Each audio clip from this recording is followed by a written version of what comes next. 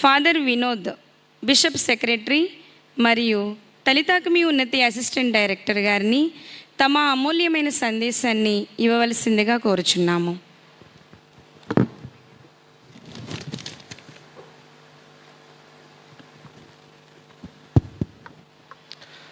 ఇక్కడికి విచ్చేసినటువంటి మీ అందరికీ కూడా వేలాది కృతజ్ఞతలు తెలియచేస్తున్నాము. పిలిచిన వెంటనే ఈనాడు మీకు మొహరం పండుగ సందర్భంగా సెలవైనా కానీ అందరూ కూడా ఇక్కడికి వచ్చేసినందుకు మీ అందరికీ కూడా చాలా ధన్యవాదాలు తెలియచేస్తున్నాను. మీరందరూ చాలా పెద్దవాళ్ళు, అమ్మవాళ్ళని సంబోధించవచ్చు. ప్రత్యేకంగా మనం బైబిల్ గ్రంథంలో చూస్తే మోషే ఉన్నారు, ఇశ్రాయేలు ప్రజలను నడిపించారు. మోషే తర్వాత ఆయన బాధ్యతని యెహోషువకి అప్పచెప్పారు. యెహోషువ కూడా ఇశ్రాయేలు ప్రజలను నడిపించాడు. తర్వాత ఇశ్రాయేలు ప్రజలు అధిక సంఖ్యలో పెరిగారని మనం వాక్యంలో చదువుతాం. చాలామంది పెరిగారు.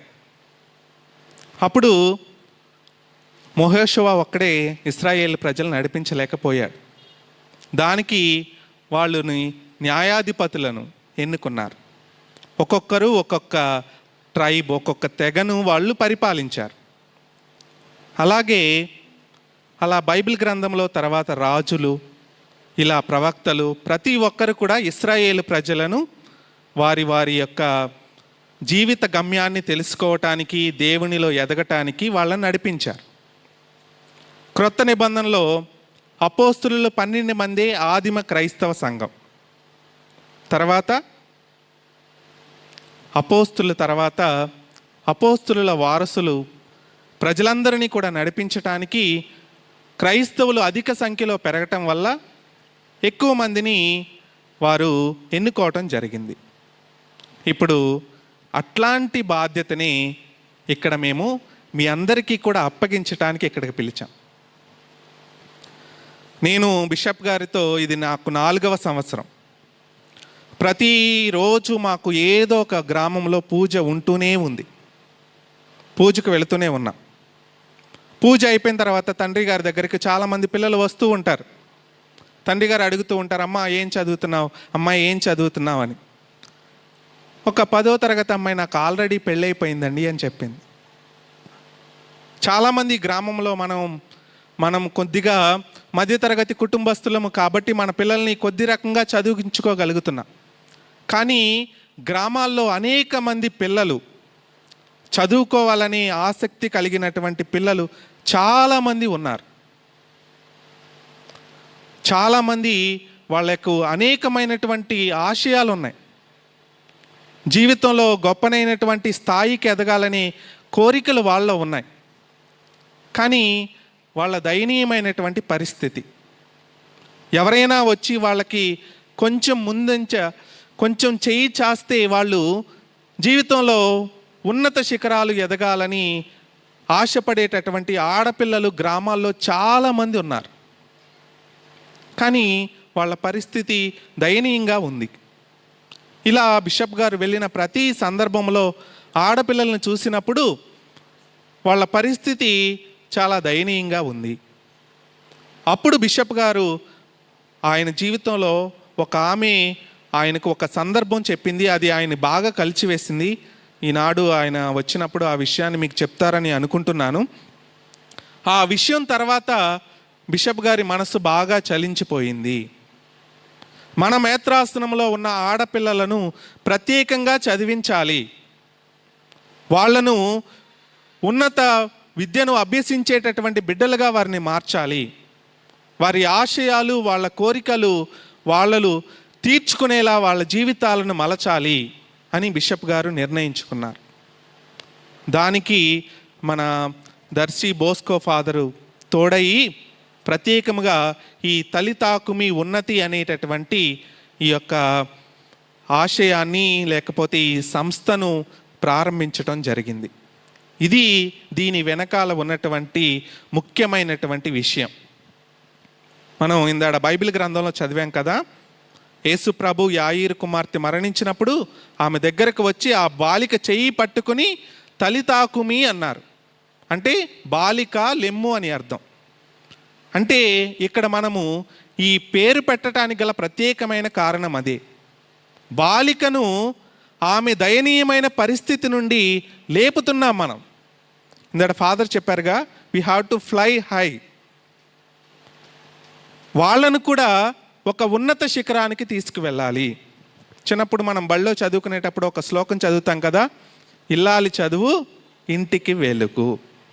అలా ఆడపిల్ల చదువుకుంటే ఆమె కుటుంబం బాగుపడుతుంది, అక్కడ ఉన్నటువంటి ఆ పరిసర ప్రాంతాలు బాగుపడతాయి, వాళ్ళ గ్రామం బాగుపడుతుంది, వాళ్ళ విచారణ బాగుపడుతుంది.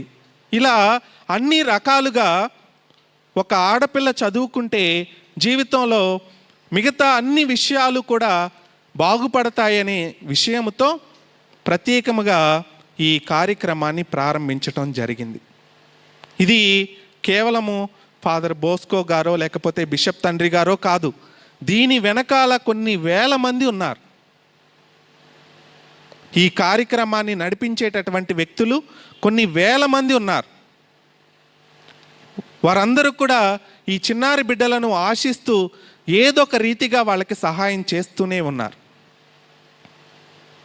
ఇలా ప్రతిసారి చిన్న బిడ్డలు చదువుకోవటానికి వాళ్ళు చాలామంది ఇంటర్మీడియట్, డిగ్రీ, బీటెక్, చాలామంది నర్సింగ్ స్టూడెంట్స్, ఇలా అన్ని రంగాల్లో వాళ్ళు ముందుండాలి. జీవితంలో ఏదో ఒక రకంగా వాళ్ళు స్థిరపడాలి, జీవితంలో వాళ్ళు ఒక ఉన్నత స్థితికి చేరాలి. ఇందాక అశోక్ కుమార్ సార్ చెప్తున్నారు కదా, మీరు చూడండి ఇప్పుడున్న సమాజంలో ప్రొటెస్టెంట్ సహోదరులు, ఆడవాళ్ళు కానీ మగవాళ్ళు కానీ, వాళ్ళ పేర్లు చూస్తే యేసు పదం లేకపోతే లాజరు అని రాసుంటుంది. మీరు క్యాథలిక్ ఆర్సిఎం అని అడిగితే వాళ్ళు మేము ప్రొటెస్టెంట్ అని చెప్తారు. వాళ్ళు అంత బాగా చదువుకుని వాళ్ళ పిల్లలు ఐఏఎస్, ఐపీఎస్ ఆఫీసర్లు అవుతున్నారే, మరి మన క్యాథలిక్ నుండి ఎంతమంది పిల్లలు ఐఏఎస్, ఐపీఎస్ ఆఫీసర్లు ఉన్నారు? అంటే మన దగ్గర టాలెంట్ లేదా? పిల్లలు చదువుకునే ఆ శక్తి లేదా? ఉంది, కానీ మనం వాళ్ళకి పుష్ ఇవ్వటం లేదు, వాళ్ళని లేపటం లేదు. వాళ్ళు చదువుకోవాలనే ఆ డ్రీమ్ని మనం ఫుల్ఫిల్ చేయటం లేకపోతున్నాం. ఇప్పుడున్నటువంటి ప్రస్తుత సమాజంలో రాబోయేటటువంటి సమాజం ఇంకా భయంకరంగా మారిపోతూ ఉంటుంది.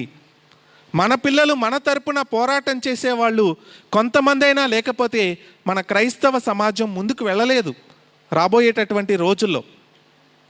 అందుకని మన పిల్లలు బాగా చదువుకోవాలి, సంఘంలో ఒక మంచి స్థితిలో వాళ్ళు నిలబడాలి, అందరికీ ఒక సుమాతృకగా నిలవాలి.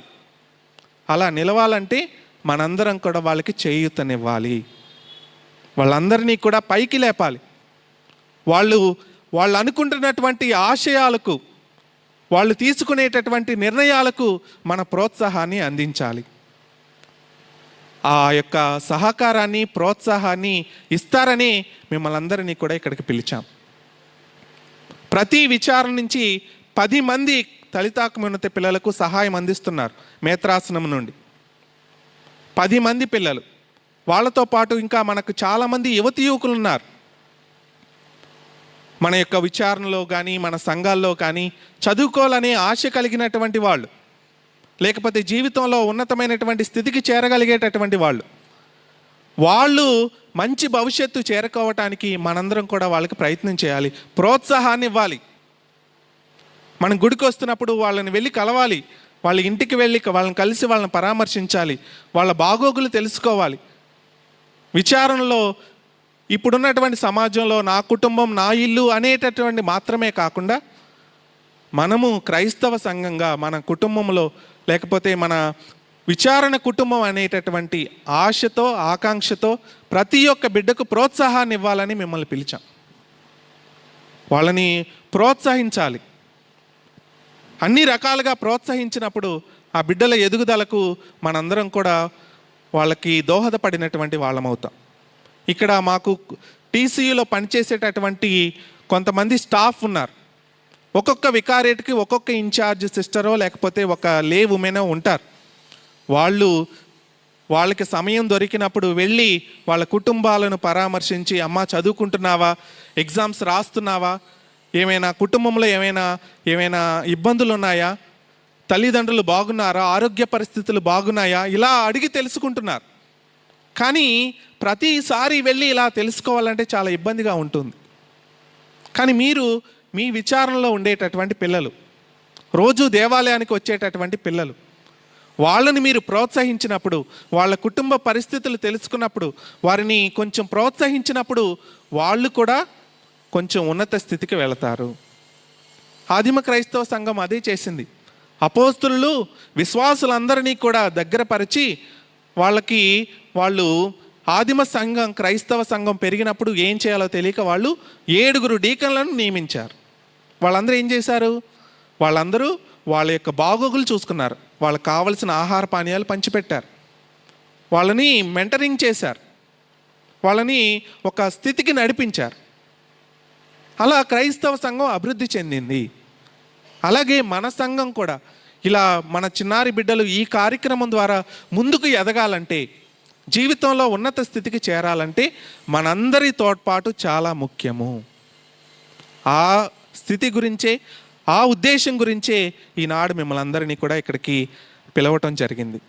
కనుక ప్రత్యేకంగా మరొకసారి మీరు ఈ కార్యక్రమానికి విచ్చేసినందుకు మీకు వందనాలు తెలియచేస్తూ, ప్రత్యేకంగా మీ గ్రామంలో లేకపోతే మీ విచారణలో ఉన్నటువంటి మన యొక్క తలితాకుమి పిల్లలకు మీరు ఎంతో కొంత చేయూతను అందించి వారి యొక్క ఆశయాలు, వారి యొక్క కోరికలను నెరవేర్చుకునే మంచి యువకులుగా, సంఘంలో మంచి యువకులుగా తీర్చిదిద్దాలని మీరందరూ కూడా వాళ్ళని ప్రోత్సహించాలని ఇంకొకసారి మిమ్మల్ని అందరినీ కూడా కోరుతూ సెలవు తీసుకుంటున్నాను. Thank you.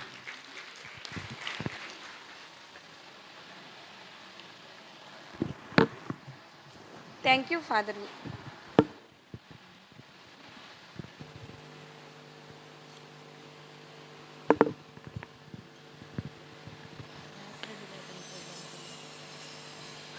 Thank you father Vinod.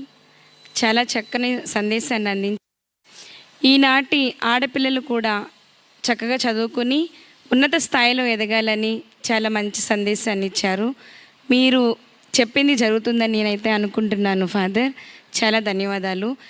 చప్పట్లతో, కరటాల ధ్వనులతో ఫాదర్ గారికి ధన్యవాదాలు తెలుపుకుందాము.